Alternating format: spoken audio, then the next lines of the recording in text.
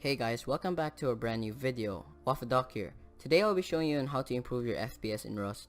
So I didn't see any FPS guide for 2019 and I'm making one for this year. So these are the best fixes I could gather on all the FPS guides on Rust and maybe put it all in this one video. I'll try my best to explain each one of it thoroughly, and before we get into it, I just want to tell you that Rust is basically fucked up in its core. That means no matter how much optimization updates they give out to players, the updates can never satisfy you on your needs. So I'll display my computer specs on this screen. I have a GTX 1050 Ti, 4GB VRAM, and an i7 47700K that can overclock to up to 4 GHz, and a DDR3 16GB of RAM. So these are my computer specs. You can tell that I have a really bad build, so that means I could understand on people with bad rigs and low FPS. I'm gonna help you guys out. So this settings, or like the optimization I'm giving you guys, is actually the best PvP settings. So basically it's easier to spot players while also maintaining a good amount of FPS. So let's get right. First part for this guide is make sure you have your NVIDIA control panel settings to the right one. Just click on this advanced image settings with preview, adjust image settings with preview, and make sure it's on use advanced 3D image settings, not the use my preference emphasizing. Just click on take me there, and here are the settings that you have to follow.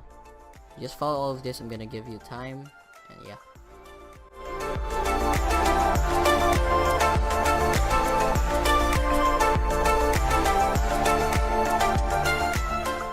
Just a quick note, if you don't have this monitor technology, you don't have a G-Sync compatible monitor, these settings might not be there on your screen, so yeah, just don't mind that.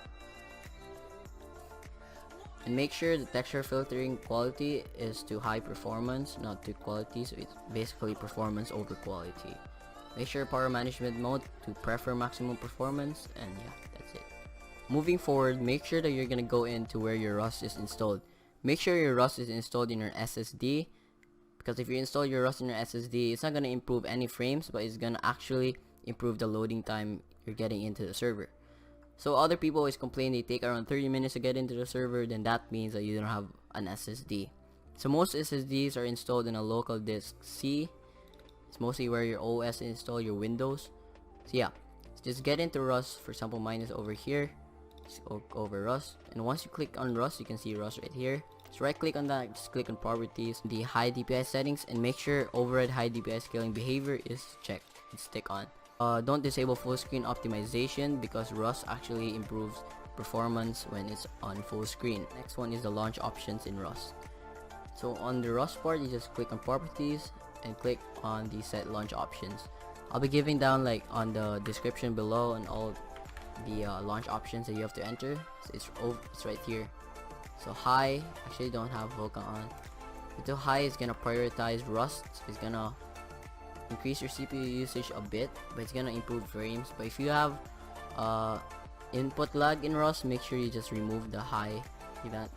So this max memory is how much RAM you wanna give to Rust. I have 16 gigabytes, so I'm gonna give it half of my RAM. So it's gonna be like giving 8 for the CPU count. And for the X threads, you can actually check it. Just click on task manager, just click on performance, CPU. You can see how many cores and logical processors you have. So yeah, just write in your cores there, 4, and the logical processor is gonna be there, the threads. So just copy everything here. And bonus tip, make sure if you're playing stretch or anything, make sure you have this setting on, window dash mode exclusive. This actually improves Rust a lot, since Rust plays on full screen window. So putting this setting in makes Rust play on full screen, exclusive full screen. That means a huge FPS boost. But just a downside to it, if you do alt tab, it's gonna be like just a 2 seconds delay or a lag.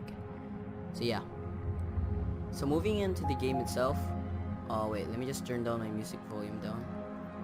Okay. Oh wait, why is it still on? Okay, so moving on to the game, here are the best settings that I found. Here's the image effects, sharpen. I want the sharpen to be on, because like it's clear to see enemies over distance, because they're like a pixelated dot, so you can see them. And this will like actually decrease your FPS by -2 or like 2 to 3 frames. It's gonna be gone if you turn this on, but like yeah, just get that to on. And here's the important part, the graphics quality. So if you have a shit CPU, turning this really down would put your frames really low. So if you have a good graphics card like a GTX 1070 and you have a Pentium CPU, then make sure you bump down your graphics quality to a little bit higher, between 3 to 5. And I have a 1050 Ti, so I'm setting the graphics quality to around 3. So just remember, lowest settings it uses on your CPU. The higher the settings is on GPU side. So yeah. The shadow quality, if you don't want your shadows on trees to be like freaking dots or anything like that, make sure you can set that to 1. It's gonna make it look cleaner, but like just set mine to 0. Shadow cascades, people get FPS boost with this on 4 cascades, others don't. So just play around with it. On the shader level, if you have like a shit PC like me, I bumped this down to 100, but if you have a really good one, you can play in good frame, set this around 300 above. Because you can see players on distance, like it's cleaner. If there's like so many like grasses on the ground, you could see them far distance. Okay, on draw distance, if you're roof camping, make sure you set this to 2500. But if you're in a really high pop server, I'd set that to 500. Like if you're in a normal server, I'd set this to 1.5. But I don't roof camp. I wonder why is it 2.5. I'll just make this a 1.5. So on shadow distance, make that a 50. There's also a command for this, and you can make that to 0. So just write that shadow distance. You can see it's right in 0. Anisotropic filtering, turn that to 1. Parallax mapping 0, turn that off. And here's the most important part. So if you're always running around on trees or anything like that, or you're sniping, it's best you turn the tree quality and the max tree meshes to really high. It's gonna be really sharp, but like you could see people in distance or in people hiding in trees. But it lowers your FPS so much. Like I have a really bad GPU again, so like I'll just turn this on really bad. Make sure the object quality, people set it between 50 and higher, 40 to 50, but I set mine at 25. So like if you're a builder, make sure you set this higher, not to 0, because like you can't see where the soft side is. Max Gibbs, I don't see like the point of this putting it higher, because like, if you're a PvP player, you're gonna go raiding and everything. Make sure this one is on 0. Occlusion culling, this one actually improved FPS for me, so I have it on, turned on. In input, just nothing much to change here aside from my sensitivity. And then on the audio, so for PvP, I lowered the music volume to 0, and then the voices volume to at least 2.5. If you don't want to hear kids like screaming so loud, like put that to 0. And these are basically like the settings for PvP.